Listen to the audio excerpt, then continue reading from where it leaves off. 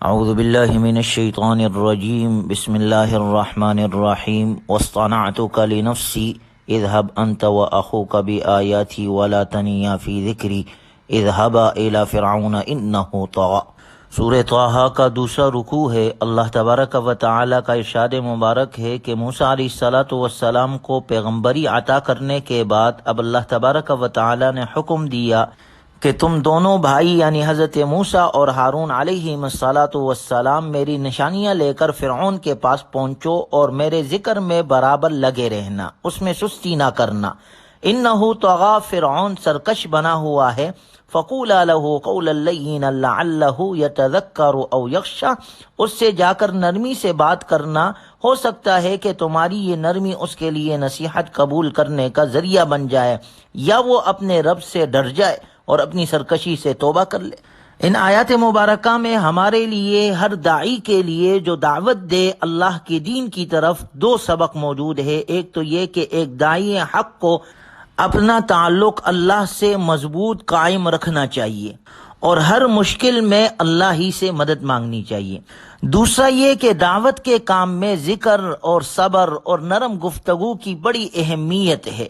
ادعو الی سبیل ربک بالحکمت والموعظۃ الحسنہ، اللہ نے ذکر کیا کہ آپ اللہ کے راستے کی طرف بلائے اچھے طریقے سے اور موعظہ حسنہ کے ساتھ، کیونکہ یہ ذکر، صبر اور نرم گفتگو یہ چیزیں قبول حق کے لیے مفید اور معاون ثابت ہوتی ہے۔ لہٰذا ایک داعی کو دعوت اللہ دیتے ہوئے ان باتوں کا خاص اہتمام کرنا چاہیے۔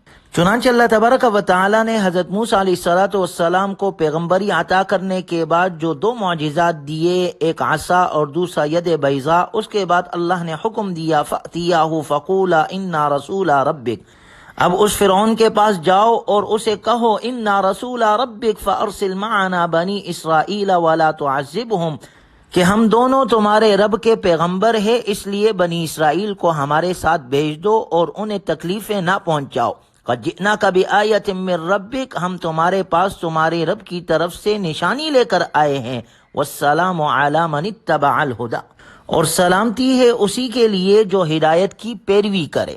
اس میں فرعون کو یہ بتا دیا کہ ہم وہ ہدایت لائے ہیں کہ جو شخص اس کا اتباع کرے گا دنیا آخرت میں سلامتی کے ساتھ رہے گا۔ پھر وعید اور انذار کے طور پر فرمایا اِنَّا قَدْ أُوحِيَ إِلَيْنَا أَنَّ الْعَذَابَ عَلَىٰ مَنْ كَذَّبَ وَتَوَلَّىٰ، کہ بلا شبہ ہماری طرف اس بات کی وحی کی گئی ہے کہ جو شخص اللہ کے اس پیغام کو جھٹلائے گا اور روگردانی کرے گا اس پر عذاب ہوگا۔ معلوم ہوا کہ ایک مبلغ کو، ایک داعی کو تبشیر اور تنذیر دونوں چیزیں اختیار کرنی چاہیے، یعنی بشارت بھی سنانی ہے اور اللہ کے عذاب سے بھی مطلع کرنا ہے۔ نبی صلی اللہ علیہ وسلم کی صفات میں اللہ نے ذکر کیا یا ایھا النبی انا ارسلناک شاہدا ومبشرا ونذیرا، اے نبی بے شک ہم نے آپ کو ایسا بنا کر بھیجا کہ آپ گواہی دینے والے، خوشخبری سنانے والے اور خبردار کرنے والے ہو۔ چنانچہ موسیٰ علیہ السلام کی یہ ساری باتیں سن کر فرعون نے کہا قال فمن ربکما یا موسیٰ، تم دونوں کا رب کون ہے اے موسیٰ؟ کیونکہ فرعون تو اپنے آپ کو انا ربکم الاعلی کہتا تھا کہ رب تو میں ہی ہوں۔ تو جب موسیٰ علیہ السلام نے اس کو دعوت حق دی تو کہنے لگا کہ تمہارا رب کون ہے؟ موسیٰ علیہ السلام نے جواب دیا ربنا الذی اعطى كل شیء خلقه ثم هدى، کہ ہمارا رب وہ ہے جس نے ہر چیز کو اس کی پیدائش عطا کی، یعنی ساری مخلوقات کو پیدا کرنے والا وہ اللہ ہے۔ ثم اهتدى، اور پھر اللہ تعالیٰ نے ہر چیز کو پیدا فرمایا، پھر ہر چیز کو راہ بھی بتائی، یعنی ہر مخلوق کو اس کی ضروریات کے مطابق سمجھ دی۔ اس کے بعد فرعون نے کہا قال فما بال القرون الاولى، اچھا یہ بتلاؤ کہ ان قوموں کا کیا معاملہ ہوا جو پہلے گزر چکی ہے۔ قال علمها عند ربی فی کتاب، حضرت موسیٰ علیہ السلام نے جواب دیا کہ ان کا علم اللہ تعالیٰ کے پاس ہے، یعنی اللہ تعالیٰ کو معلوم ہے کہ وہ کس حال میں ہے۔ اللہ تعالیٰ کے یہاں کتاب میں یعنی لوح محفوظ میں ان سب کے حالات محفوظ ہے۔ یہ مکالمہ ہونے کے بعد اللہ تبارک و تعالی نے فرمایا وَلَقَدْ أَرَيْنَاهُ آيَاتِنَا كُلَّهَا فَكَذَّبَ وَأَبَىٰ، اور البتہ ہم نے فرعون کو اپنی تمام نشانیاں دکھائی سو اس نے جھٹلایا اور انکار کیا اور کہنے لگا قال اجئتنا لتخرجنا من ارضنا بسحرك یا موسیٰ، وہ کہنے لگا اے موسیٰ کیا تو ہمارے پاس اس لیے آیا ہے کہ ہمیں اپنے جادو کے ذریعے سے ہمارے سرزمین سے نکال دے؟ سو ہم بھی تیرے مقابلے میں اسی جیسا جادو لے آئیں گے، سو تو ہمارے اپنے درمیان ایک وقت مقرر کر دے، نہ ہم اس کی خلاف ورزی کریں گے اور نہ آپ۔ چنانچہ ایک دن مقرر ہوا کہ اس دن سب جمع ہو جائیں گے میدان میں۔ چنانچہ فرعون تمام جادوگروں کو لے کر آیا۔ موسیٰ علیہ السلام نے جادوگروں کو مخاطب کر کے کہا، قال لهم موسیٰ وَإِلَكُمْ لَا تَفْتَرُوا عَلَى اللَّهِ كَذِبًا فَيُسْحِتَكُمْ بِعَذَابٍ۔ موسیٰ علیہ السلام نے ان سے کہا کہ ہلاکت ہے تمہارے لیے، اللہ پر جھوٹ افطرا مت کرو ورنہ وہ تمہیں ایسے عذاب دے گا کہ تمہیں بالکل ہی ختم کر دے گا۔ وَقَدْ خَابَ مَنِ افْتَرَا، اور جو جھوٹ باندھتا ہے وہ ناکام ہی رہتا ہے۔ پھر ان جادوگروں نے اپنی اپنی رائے میں اختلاف کیا اور چھپ کے مشورہ کرتے رہے اور کہنے لگے، قالوا ان هذان لساحران يريدان ان يخرجاكم من ارضكم بسحرهما، کہنے لگے یہ دونوں جادوگر ہیں، دونوں چاہتے ہیں کہ اپنے جادو کے ذریعے سے تم لوگوں کو تمہاری سرزمین سے نکال دے اور تمہارے عمدہ طریقے ختم کر دے، لہٰذا اب تم سب اپنی تدبیر کا انتظام کرو اور سب صف بنا کر آ جاؤ۔ وَقَدْ أَفْلَحَ الْيَوْمَ مَنِ اسْتَعْلَى، اور جو غالب ہو آج وہی کامیاب ہوگا۔ اللہ تعالیٰ نے انہی کی زبان سے یہ نکلوا دیا کہ جس کا غلبہ آج ہوگا وہی کامیاب ہوگا۔ چنانچہ حق اور باطل کا جب آمنا سامنا ہوا تو جادوگر بولے، اے موسیٰ یا تو آپ اپنی لاٹھی پہلے ڈال دو یا پھر ہم ڈالنے میں پہل کریں۔ موسیٰ علیہ السلام نے کہا کہ نہیں، تم پہلے ڈالو۔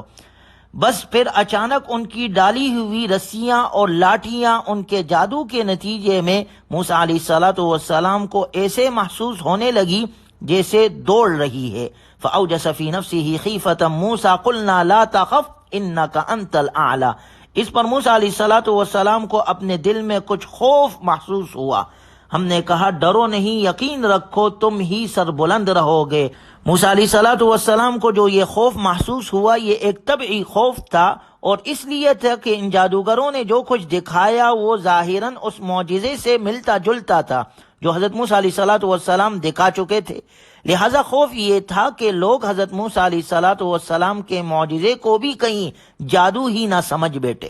چنانچہ اللہ کی طرف سے حکم آیا، وَأَلْقِ مَا فِي يَمِينِكَ تَلْقَفْ مَا صَنَعُوا إِنَّمَا صَنَعُوا كَيْدُ سَاحِرٍ وَلَا يُفْلِحُ السَّاحِرُ حَيْثُ أَتَىٰ، اور جو لاٹھی تمہارے دائیں ہاتھ میں ہے اسے زمین پر ڈال دو، ان لوگوں نے جو کاریگری کی ہے وہ اس سب کو نگل جائے گی، ان کی ساری کاریگری ایک جادوگر کے کرتب کے سوا کچھ نہیں ہے، اور جادوگر چاہے کہیں چلا جائے اسے کامیابی نصیب نہیں ہوتی۔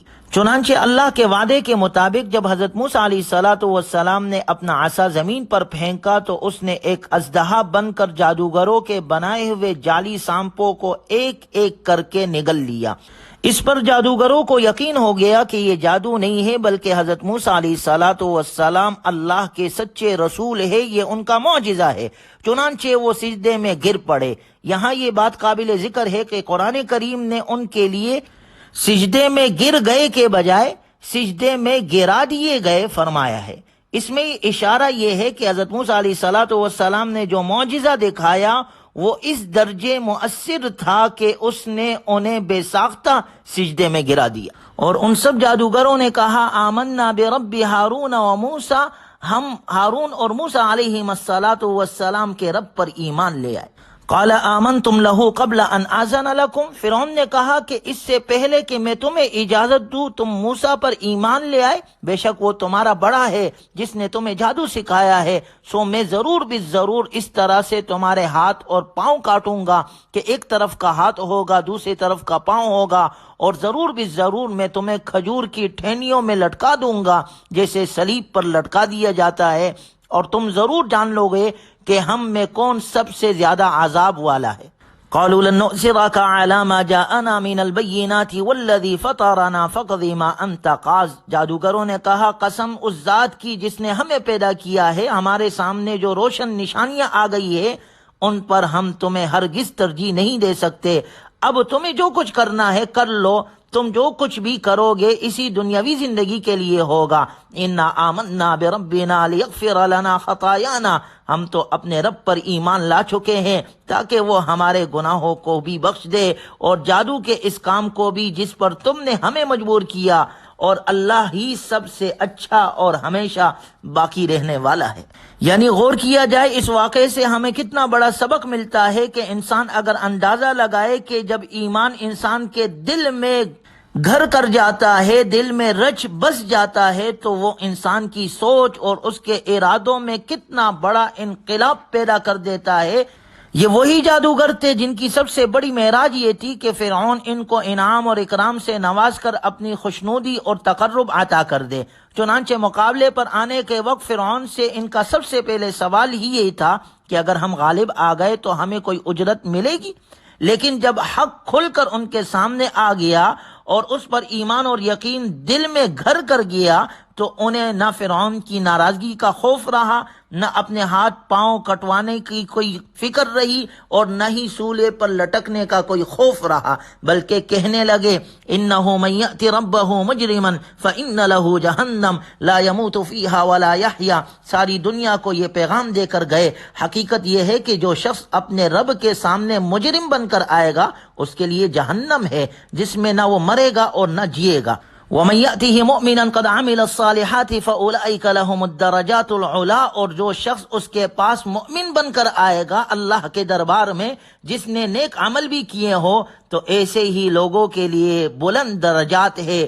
جنات عدن تجری من تحتها الانہار خالدین فیہا، وہ ہمیشہ رہنے والے باغات جس کے نیچے نہریں بہتی ہوگی، وہ ہمیشہ ہمیشہ اس میں رہے گا۔ تو گویا یہ پیغام دنیا تک وہ دے کر گئے ہیں۔ اللہ تعالی ہمیں بھی حق پر رہنے کی اور حق والوں کا ساتھ دینے کی توفیق نصیب فرمائے، اور قرآنی تعلیمات پر اللہ ہمیں عمل کی توفیق عطا فرمائے۔ وآخر دعوانا ان الحمد للہ رب العالمین۔